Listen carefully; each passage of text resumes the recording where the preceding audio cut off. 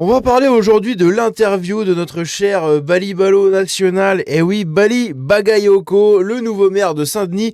Il est passé du coup chez France Inter et il chouine. Il chouine et vous allez voir pourquoi. On va partir dedans sans plus tarder. Parce que vous allez voir que c'est très très intéressant encore une fois. Franchement, ces élus insoumis n'ont pas fini de nous surprendre. C'est assez incroyable. On va écouter ça.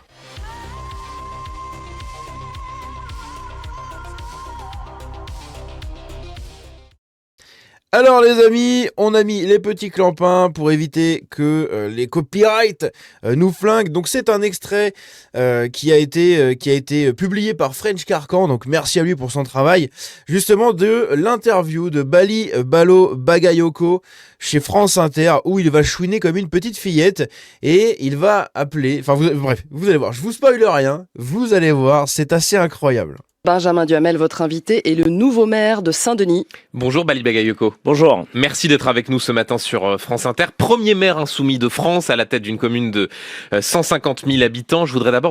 150 000 habitants, mais il y a uniquement 13 000 personnes qui ont voté pour lui. Donc ça fait même pas 10% de la population. Mais bref. En gros, il a été élu par 8% de la population, à peu près. Pour vous entendre sur ce qu'il s'est passé ce week-end, vous avez annoncé vouloir porter plainte après des propos jugés racistes tenus sur CNews, un psychologue qui fait un dégagement sur les homo sapiens et les grands singes pendant un débat sur vos premiers pas de maire. Plus tard, Michel Onfray qui vous prête une attitude, je cite, de mâle dominant. On n'est pas dans une tribu primitive, rajoute-t-il. Je précise que ces deux intervenants ont nié tout propos raciste. On sait ce que peut être la violence de la politique, la violence des campagnes électorales. Est-ce que pour autant, Bali Bagayoko, vous vous attendiez à entendre ce genre de propos à la télévision ? Premièrement, que ce soit sur la chaîne CNews, c'est pas étonnant, parce que ce sont des récidivistes en ces termes-là. Que les deux protagonistes qui ont été cités récidivistes à nouveau, parce que c'est pas la première fois en fait qu'ils agissent de la sorte. Mais ce qui est plus scandaleux, c'est qu'au moment où ça se fait, il n'y a aucune condamnation à un niveau qui doit être le nôtre, c'est-à-dire au niveau y compris de l'Élysée, pour justement porter la grandeur en fait de ce qu'est la France, qui a toujours été au premier de cordée en fait contre les propos racistes. Voilà, et donc c'est une condamnation. Donc le mec, avec la France insoumise, ils font que de critiquer l'Élysée et tout, mais l'Élysée doit leur venir en aide dès qu'il se fait un peu attaquer. Incroyable. C'est-à-dire vous vous étonnez du silence du Très gouvernement, clairement. de l'exécutif, vous attendiez des condamnations claires, elles ne sont pas arrivées encore. Elles sont clairement pas arrivées, et pire, pendant que je suis insulté avec des propos racistes, le ministre de l'action, alors plutôt de l'inaction, en tout cas pour ce qui nous concerne sur nos territoires, puisque l'État est quasi défaillant sur les questions éducatives, défaillant sur les questions y compris de tranquillité publique, défaillant sur les questions sociales, n'a eu de cesse plutôt que de me rappeler un supposé recadrage sur le fait des propos qui auraient été tenus concernant des agents municipaux. Des propos qui ont été tenus concernant les agents municipaux. Oui, parce que tu as dit que tu allais dégager les agents municipaux qui ne respectaient pas ta ligne. Voilà. Ceux qui ne sont pas en accord avec moi dégageront. Sauf que tu n'as pas le droit de faire ça. Tout simplement, tu n'as pas le droit. De l'autre côté, les propos, c'est une interprétation que toi tu dis raciste. Ok, moi je ne vois rien de raciste dans leurs propos. Je vois simplement à la fois du comique et puis juste, c'est des mots. Il y a rien de raciste. Ils t'ont pas dit clairement machin est un singe. Non, ils n'ont pas dit ça. Donc c'est quand même très bizarre. Mais bref. Alors, vous faites référence, pour expliquer à nos auditeurs, à ce qu'a dit David Amiel, le ministre de l'Action et des Comptes Publics, qui a fait référence au lien qu'il y a entre vos orientations politiques et les agents municipaux. On va en parler dans un instant, mais juste sur ces propos qui ont été tenus sur CNews. Quand on entend ça et qu'on vient d'être élu, comment est-ce qu'on réagit? Comment est-ce que votre famille, comment est-ce que vos 4 enfants, Bali Bagayoko, réagissent à ces propos? Premièrement, je voulais avoir une pensée pour ma mère, parce que ma mère m'a envoyé plusieurs fois des messages, parce qu'elle est bien sûr atterrée par la manière dont, depuis maintenant que j'ai été élu dès le premier tour, je ne cesse en fin de compte d'être à la fois incriminé, mais y compris à charge, de manière assez claire. Soit les propos sont mal compris, avec des propos y compris qui sont détournés en fin de compte de leur profondeur. Et donc du coup, la responsabilité, elle est à mon avis scandaleuse, y compris par rapport à la population de Saint-Denis, qui vit très mal en fait ce moment-là, notamment de Pierrefitte-sur-Seine aussi, où à peine élus, ils sont clairement, je veux dire, mis au banc en fin de compte de la société, avec des propos qui sont des propos scandaleux et que bien sûr nous ne laisserons pas faire. L'Arcom a été saisi par plusieurs responsables de gauche. Je rappelle que plusieurs de vos camarades insoumis continuent d'aller sur CNews. Est-ce que compte tenu des propos qui ont été tenus, vous leur dites n'y allez plus? Moi je pense que l'extrême droite doit être combattue partout. celles et ceux qui se positionnent, y compris en vecteur en fait de ces discours-là, doivent aussi être combattus. Et c'est la raison pour laquelle, par exemple, j'ai eu l'occasion d'ailleurs de répondre à des témoignages, y compris à des questions posées par CNews. Je le fais parce que je veux que le message essentiel que nous voulons porter, nous, dans les quartiers populaires, soit entendu. Donc il faut y compris aller les affronter. partout, même sur une chaîne où ces propos je sont pense tenus. je pense qu'il faut à la fois y aller et tout en les condamnant pour une raison simple. C'est-à-dire que il faut absolument qu'on soit conscient du fait que l'extrême droite ne cesse de se propager et qu'aujourd'hui, Ce sont les principales raisons de la propagation de cette fameuse extrême droite qui les effraie tant en fait et qui n'existe pas. Ce sont les principales personnes qui sont à l'origine de cette propagation même, d'accord ? Il n'y aurait pas la France insoumise et tous les discours anti-blancs, anti-autochtones, pro-racaille, pro-créolisation, pro tout ce que tu veux, il n'y aurait pas tous ces discours-là, eh bien tu ne favoriserais pas non plus derrière le réflexe identitaire des autochtones blancs et du coup de la montée de l'extrême droite. Il y aurait vraiment l'extrême droite, toi, un noir, tu devrais juste fermer ta gueule et tu serais déjà plus sur le pays en fait. Tu serais déjà plus ici. Voilà, si vraiment l'extrême droite était au pouvoir, si le fascisme était en train de monter ou j'en sais rien, tu serais déjà dans un avion, coup de pied au cul, retour, je sais pas où là, je sais pas, au Mali. Retour là-bas en fait, tout simplement. Sauf que ça n'existe pas, tu as le droit à la parole, tu as le droit d'être médiatisé et tu es même maire d'un pays soi-disant fasciste et raciste. Donc à un moment, il faut savoir arrêter de raconter de la merde, d'accord, et comprendre pourquoi derrière les gens ont ce repli identitaire quand vous avez votre repli identitaire, mais ça ne gêne personne. C'est-à-dire que nous, derrière, on dit pas c'est la montée du repli. Enfin, si, on le dit aussi, mais parce que c'est une réalité. Sauf que nous, on voit les dangers. C'est des coups de couteau dans la rue, c'est des bombes qui explosent, c'est des camions qui roulent dans des foules, c'est des voitures béliers. Voilà un peu ce qui se passe. De l'autre côté, l'extrême droite, elle fait quoi ? Elle fait rien. T'as 50 clampins qui défilent pour le comité du 9 mai, qui défilent cagoulés dans la rue à gueuler des trucs. Voilà, c'est ça l'extrême droite qui fait peur aux gens. Sauf qu'il n'y a aucun acte de l'extrême droite. Et sur les X années, on en avait déjà parlé plein de fois pendant Quentin, sur les X années, il n'y a quasiment rien eu qui est vraiment intenté à l'extrême droite. Le reste, c'est que des interprétations. T'as des Kurdes qui se foutent sur la gueule, c'est l'extrême droite. Super. Super, incroyable. Bref, donc faut arrêter avec ça, oui, l'extrême droite, elle monte, machin. Alors c'est très bien de vouloir la combattre et tout, mais il faut comprendre pourquoi elle monte. Voilà. Elle monte parce que vous la faites monter. C'est tout. Vous êtes le vecteur de cette montée de l'extrême droite.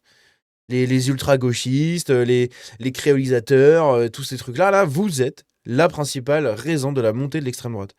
Et encore une fois, de la soi-disant extrême droite, puisqu'elle n'existe pas.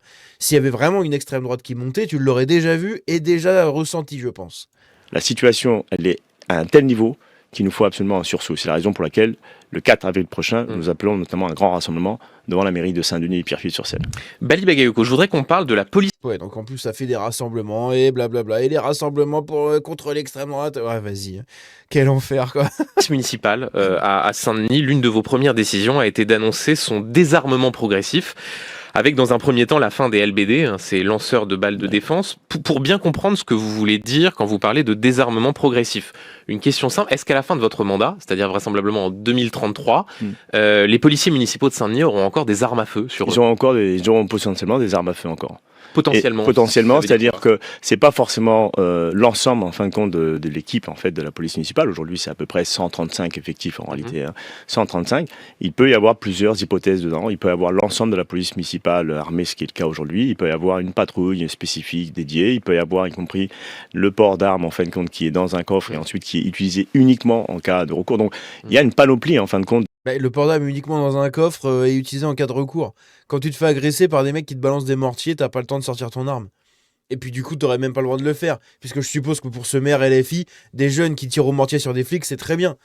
Je sais pas, je lui intente une pensée, mais connaissant la ligne de la France Insoumise, il n'y aura pas de condamnation pour les jeunes qui tirent des mortiers. En revanche, un flic qui va tirer un LBD dans la gueule d'un jeune qui vient de le cibler avec des mortiers, là par contre, le flic va prendre tarif. Là, il est mal.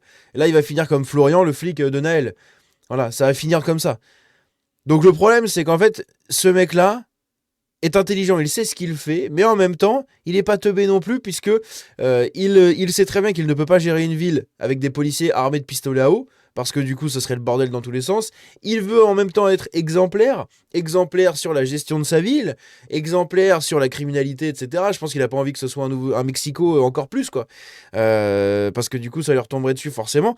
Mais en même temps, bah, il s'est engagé aussi à désarmer la police. Du coup, bah, t'es un peu dans la merde. C'est compliqué. Tu fais quoi? Tu gardes lesquels? Les policiers en voiture, vu qu'ils sont protégés en voiture, ils sont pas armés. Mais les policiers en vélo, vu qu'ils sont qu'à vélo, on va les armer.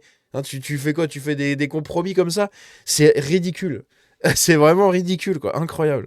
Donc j'invite tous les policiers à tout simplement demander leur mutation. Voilà, comme c'est déjà le cas, demandez vraiment vos mutations, faites-vous muter n'importe où, mais fuyez avant de vous faire déglinguer par des gens contre qui vous ne pourrez pas répondre, à part avec un sifflet. Eh oh, police nationale! Non mais s'il te plaît, quoi, au secours, quoi. De possibilités, et donc c'est ce que nous allons bien sûr définir dans le cadre de la doctrine qui sera posée pour justement renforcer la question de la proximité dans nos territoires. Mais Qui sont les nôtres. dans ce cas, il y a La proximité qui est les banlieues qui tirent au mortier et qui caillassent les flics. Hein. C'est ça la proximité avec la police actuellement. C'est une belle proximité. Voilà. Il y a quelque chose de singulier parce que si vous retirez les lanceurs de balles de défense tout en laissant les armes à feu aux policiers municipaux, ça veut dire que un policier municipal à Saint-Denis-Pierrefitte qui se retrouve dans une situation de danger, il n'a pas d'arme intermédiaire à utiliser, il se retrouve potentiellement à devoir utiliser une arme à feu. Est-ce que quand on plaide la désescalade, c'est pas paradoxal de priver les policiers municipaux d'une arme intermédiaire, d'une arme non létale comme le LBD? C'est une très bonne question de machin du Hamel. Souvent, c'est vrai qu'on pose les choses dans ces termes-là, mais je rappelle qu'il y a 47% de collectivités locales qui n'ont pas de police municipale armée. Voilà, donc, et que la police municipale de Saint-Denis n'était pas armée avant 2020. Donc voilà, j'entends un peu tout l'environnement sécuritaire aujourd'hui qui nous anime et qui forcément plaide plutôt pour développer des arguments pour expliquer qu'il serait pertinent d'avoir une police municipale armée, voire surarmée, ce qui était le cas d'ailleurs de la police municipale de Saint-Denis. Nous faisons totalement confiance au professionnalisme de nos policiers municipaux pour justement s'adapter, comme ils ont pu le faire d'ailleurs avant 2020. Mais on a du mal. Non mais tu t'adaptes, avant 2020, t'avais moins de criminalité que t'en as maintenant. La criminalité va en augmentant et toi au contraire, tu désarmes au fur et à mesure la police. Ça n'a aucun putain de sens. Ça n'a aucun putain de sens. Et c'est grâce au désarmement de la police que derrière la criminalité aussi augmente.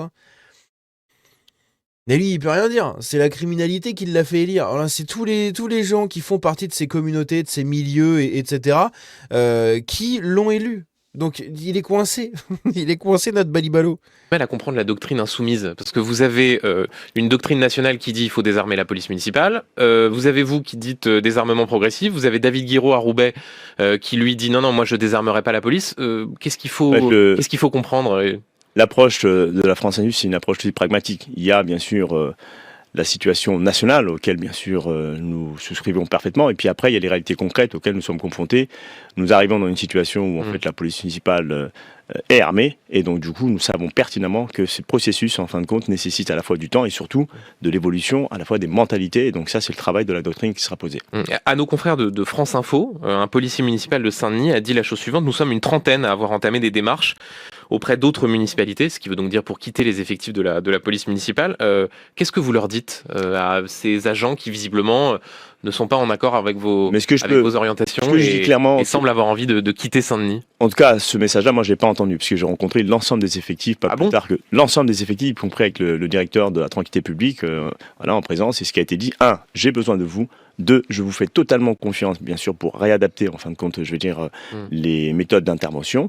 Et 3, n'écoutez pas les rumeurs. 90 policiers supposés départ, ce qui est faux, ça a été contesté. Là, on me parle maintenant de 30, c'est faux. Parce que moi, je sais. C'est-à-dire que là, c'est un policier municipal lui-même qui dit on est une trentaine à avoir envie de partir. Je les ai vus vendredi, j'ai pas entendu ça, mais on peut continuer. En fin de compte, soit des. Ils vont pas te le dire. Ils sont cons, quoi. Ils vont pas te dire non, mais monsieur, on en a marre, on veut se barrer en fait. Vous nous faites chier avec votre désarmement de la police. On veut se barrer. Ça y est, on en a plein le cul, on a demandé nos mutations. Ils vont pas le dire, sinon ils vont se prendre, ils peuvent avoir des répercussions, ils peuvent avoir des menaces, des intimidations, de la pression, etc., etc., etc. Et le temps que leur mutation soit acceptée, ils peuvent vivre un enfer au taf, comme dans n'importe quel autre taf. Donc en fait, ils vont pas le dire, c'est normal. Des fake news, soit les rumeurs de cette nature-là. Mais ce que je dis, moi, c'est très clair, c'est qu'aujourd'hui, au moment où je parle, il y a une personne qui est partie. Une personne qui est partie. Bon, très bien. On regardera les choses de manière assez concrète. Et d'ailleurs, j'ai eu l'occasion de patrouiller avec eux à plusieurs reprises. Pour terminer, Bali Bagayoko, j'aimerais préciser un point avec vous. Vous avez été interrogé sur la gentrification de Saint-Denis que vous avez dénoncé tout au long de votre campagne. Et voilà ce que vous avez dit. Je cite: toutes celles et ceux qui sont venus sur Saint-Denis sont les bienvenus, à une condition qu'ils participent à la communauté de destin, c'est-à-dire respect à ceux qui ont toujours été là, qui ont fait l'identité de ce territoire. Qu'est-ce que vous voulez dire quand vous prononcez cette phrase? C'est qui ceux qui ont toujours été là? Et qu'est-ce que vous attendez de la part de ceux qui viennent à Saint-Denis quand on écoute votre phrase? Saint-Denis, Très intéressant ça. Qui était toujours là à Saint-Denis, hein? c'est 150 000 habitants, mais c'est pas loin de 150 nationalités d'origine différentes, des gens qui sont venus d'horizons complètement différents et avec une situation de population qui sont là depuis très longtemps, ouvrières et ensuite issus des quartiers populaires. Et donc le sujet autour de la gentrification, Oui, mais qui? Dis-le! chacun le sait, c'est que le principe de la gentrification est de faire en sorte qu'il y ait des populations nouvelles qui arrivent. Ça, c'est pas le souci, puisque nous sommes toujours en fait un territoire d'accueil. Ils sont d'ailleurs les bienvenus. La seule chose que nous disons, c'est que venant sur un territoire comme le nôtre, N'empêche, vous imaginez 150 000 personnes, hein, la population, 150 000 gens, enfin habitants pardon, à Saint-Denis, pour 130, 140 policiers. Ça fait pas beaucoup, hein. il faut absolument aussi que l'on prenne en compte l'ensemble en fait de ces réalités. Donc la question du lien social, la question de participer en fin de compte à la vie de la société telle qu'elle est, c'est-à-dire les amicales de locataires, participer entre guillemets à l'effort social qu'il y a sur ce territoire est un enjeu extrêmement important. On ne peut pas venir, pour être totalement transparent, venir uniquement sur le territoire de Saint-Denis juste avec la notion de rentabilité foncière. Voilà, c'est ça qu'on l'on dit.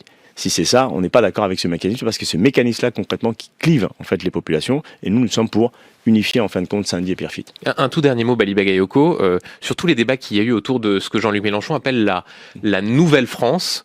Vous avez été interrogé sur ce concept en le revendiquant, mais vous avez dit moi, j'aime pas le terme de racisé, je préfère le terme d'héritier de l'immigration. Pourquoi est-ce que vous n'aimez pas ce terme? J'aime pas ce terme-là parce que c'est pas un terme en fin de compte, je veux dire, qui fait écho en fait à mon histoire personnelle, même si j'entends en fin de compte l'approche sociologique et scientifique à derrière. Je ne me qualifie pas en fait à travers de ma race. Je considère qu'en fin de compte que j'ai un héritage qui est un héritage bien à la fois post-colonial d'ailleurs, qui est un héritage aussi d'ailleurs ouvrier, parce que le territoire dans lequel je suis, c'est un territoire en fait ouvrier en tant que tel, et donc j'assume en fin de compte. Territoire ouvrier, le mec il a été cadre de la RATP. Hein. Ouvrier, c'est vite dit. Hein.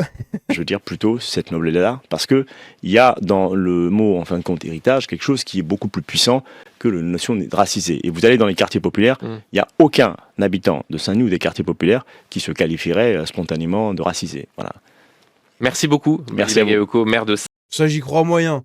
Hein, j'y crois quand même moyen au vu du nombre de fois où c'est utilisé par tout le monde, même sur les réseaux sociaux et tout, donc en dehors du cercle de la politique et compagnie, par beaucoup de gens lambda, en fait, c'est utilisé énormément. Bref, n'hésitez pas à me dire ce que vous avez pensé de sa petite interview. J'ai essayé de pas trop couper parce que l'extrait dure 9 minutes, donc je voulais pas faire une vidéo de 40 minutes. Mais voilà, pour écouter un peu ce qu'il avait à dire. Bon, globalement, il chouine sur les racistes, sur tout ça. Et il sait pas trop comment faire au niveau du désarmement. À la fois, c'est on va désarmer la police, et puis en fait, on désarmera presque personne. Puis en fait, on va peut-être pas du tout la désarmer du tout. Bref, c'est assez ridicule. Bref, dites-moi ce que vous en avez pensé dans les commentaires. On se dit à la prochaine. Prenez soin de vous. Ciao.